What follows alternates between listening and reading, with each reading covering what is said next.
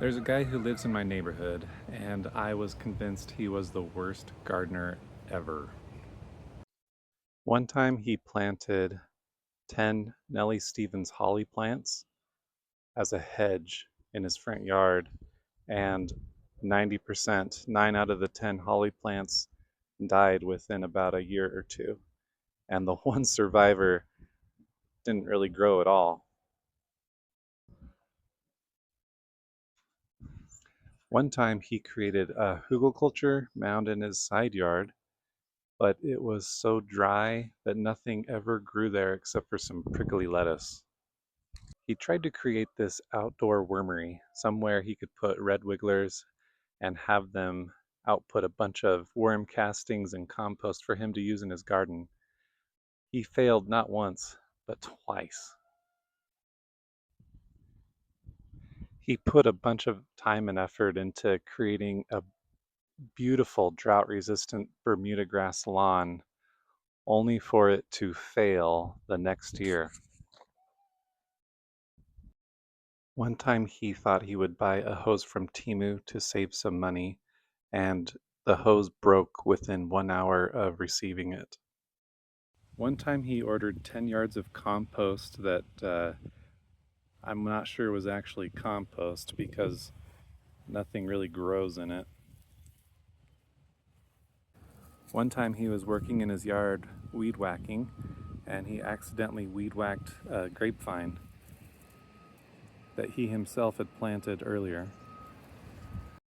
In his 5 years of gardening, he's never harvested enough tomatoes to try canning them.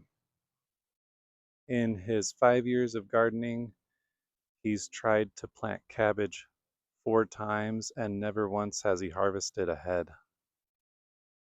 It took him 5 years of gardening to finally get his irrigation to a place where it was mostly automated. Until then, he was mostly watering by hand, or at least turning the water off and on by hand.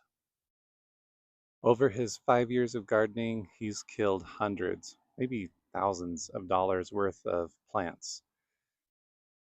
The truth is that gardening can be a difficult journey for some people. After 5 years of gardening, I finally feel like I'm getting the hang of it.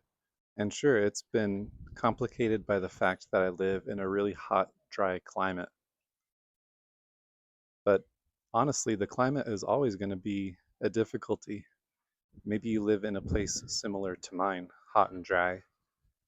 Or maybe your growing season is really short. Maybe your climate is too wet. Whatever it is, there are going to be challenges and obstacles to overcome. So if you are new to gardening or thinking about getting into gardening, or if, like me, you've had a few years of struggles and maybe you're wondering if you're cut out for gardening, I would say to just embrace the failure. I think each one is a lesson. It teaches you something about nature, about yourself, about the ecosystem you're a part of, and just learn to enjoy the journey. Every little bump in the road is going to teach you something, and that will be valuable later on. While I've been incredibly frustrated with some of the um, lessons that I've learned, I've also come away understanding my context better, my climate here in Utah that is incredibly hot and incredibly dry, and learning to work with what I have instead of trying to fight against it has been such a valuable experience. All right, obviously, I'm being a little harsh on myself. Every gardener is going to have failures probably throughout their lifetime, right? Especially up front. Anybody has that learning anything. And truth be told, I've actually had a lot of wins along the way. One example is this garden behind me. This is the first part of my property that I started to play with, and it is a no-dig permaculture type garden. And over the years, my philosophy has just changed to let all the weeds in, so it's kind of brimming with life. So weeds, all kinds of crops from onions and chives to tomatoes and other things as well. And I've had wins on top of that. One of my first winters here, I constructed a cold frame that has been a total game changer. It's let me create, um, or it's let me start my crops earlier than normal, and has allowed me to also propagate plants a lot easier. So it's kind of turned into a nursery bed for comfrey and other plants that I'm trying to propagate.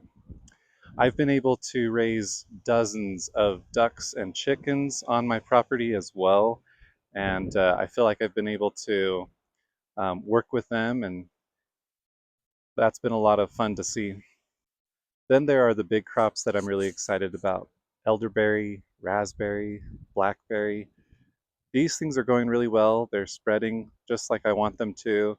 And when I think about the future of my property, those three plants are definitely at the forefront.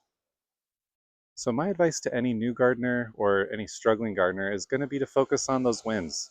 Find out what you're doing well and just focus on that and keep going.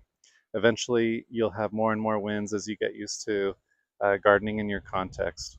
Anyway, thanks for checking out this video. If you are interested in any of my projects like propagating perennial kale or raspberries, blackberries, elderberries, and just suburban homesteading or permaculture, feel free to subscribe and I'll put out more videos for you. Thanks.